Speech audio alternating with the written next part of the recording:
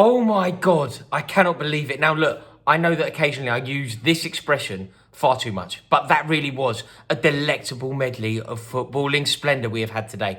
I mean, where to start, I do not know. I think we could obviously talk about Spain, Croatia. There was so much brilliance in that game, so much to discuss, but I'm actually going to have to focus on the France versus Switzerland game. I covered it here on the kickoff with the True Geordie, and it was a fantastic experience. But what a game it was. It actually feels like a tournament-defining match. That match is going to define how this tournament progresses. France are out of Euro 2020.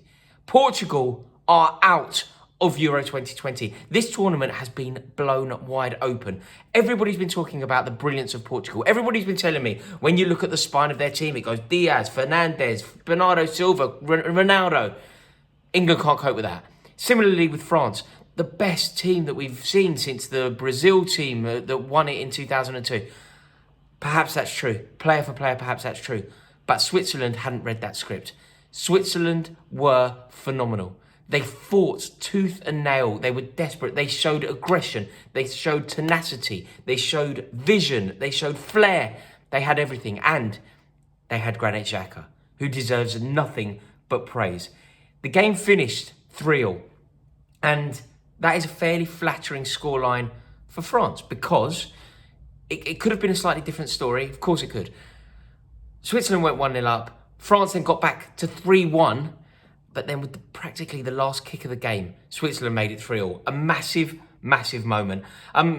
We've got to highlight the brilliance of Karim Benzema. I don't understand why he doesn't get the love that he deserves. He is a truly remarkable football player. Genuine elite in the pantheon of wonderful strikers. He is up there, and he showed it today. He scored 2 goals in about 3 minutes. It was a massive moment for Karim Benzema. Truly, truly outstanding.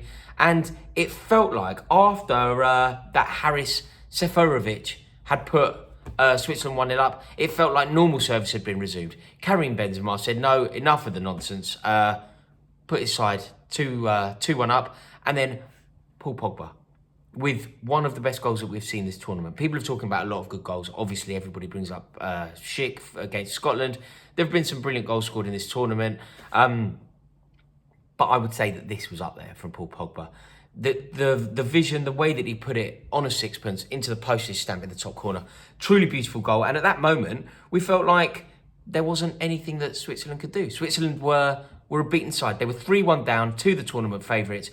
The tournament favourites hadn't played well, but this is what favourites do, isn't it? Well, amazingly, Seferovic got one back, and then with practically the last kick of the game, 3-3, I think it was Gavronovic who got the goal. So we went into extra time. Nothing much happened there. We went to penalties. And that is where Jan Sommer saved Kylian Mbappe's decisive spot kick. I just truly find it amazing. I'm bemused as to how it happened. Didier Deschamps, all the colour had drained from his face by the end. I saw him, he looked like a shadow of a man. I think that people will now really be talking about who is the next manager for France. I think his position as a France manager is actually untenable.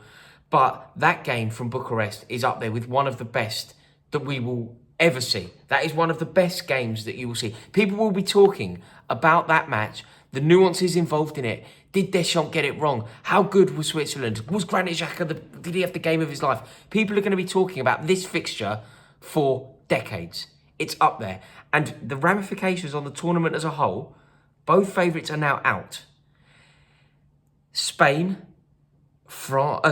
Italy, England, Germany, it's just blown wide open. And it's so difficult to see who's now the obvious winner. I honestly don't know who to put forward. I mean, could it be somebody slightly more left field? Could it be Denmark? Could it be Switzerland? I mean, Jan Sommer is the hero. I mean, Kylian Mbappé trudging off is a horrible sight. I'm sure he'll bounce back. He's already proved quite what a brilliant and resilient footballer he is. But that comeback from Switzerland, I mean, I just can't quite put it into words how outstanding it is to come back from 3-1 down against France It's the stuff dreams are made of. Nobody could see that happening. The penalty shootout went such a big distance. 5-4 it finished. I mean, the keepers were getting nowhere near it until Mbappé stepped up. But then when he did, there was no looking back. I'm looking at now at a picture of Rabiot, who looks truly heartbroken. But they just didn't do enough. They didn't do enough. And I think Switzerland really did perform to the best of their abilities from beginning to end. You cannot say the same about the French. They had moments. They had a 20-minute period where they were beautiful. Beautiful on the eye, easy on the eye. And, I mean, that is when Benzema scored his 2 goals and Paul Pogba got his. But start to finish, I think that Switzerland played to the best of their own abilities. I mean, to come back in the circumstances that they did, it's just amazing. And you know what? It could have been more. They could have actually won it. They had a smash and grab moment where they didn't take their opportunity. But I am loving this tournament. I think this tournament is just brilliant. And Granit Xhaka, having the game of his life, has steered it into uncharted territory. Everybody felt like they knew how this tournament was going to progress. Everybody genuinely believed that it was going to go to Portugal or maybe France. Now, I don't think anyone has a clue. The fact that France are out 3-3, but losing 5-4 on penalties, it does make you wonder where this goes.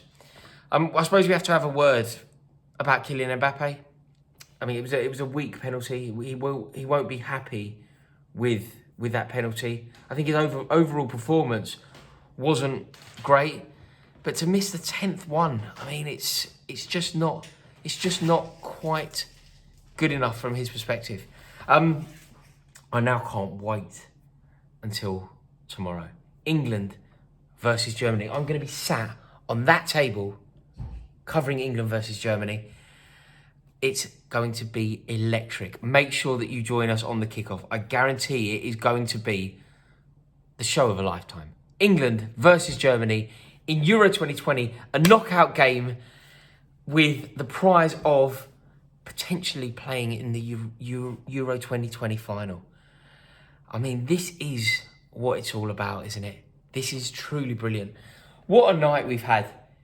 Olivier Giroud, Rabiot, Thuram's son, Hugo Lloris, Mbappé, Varane.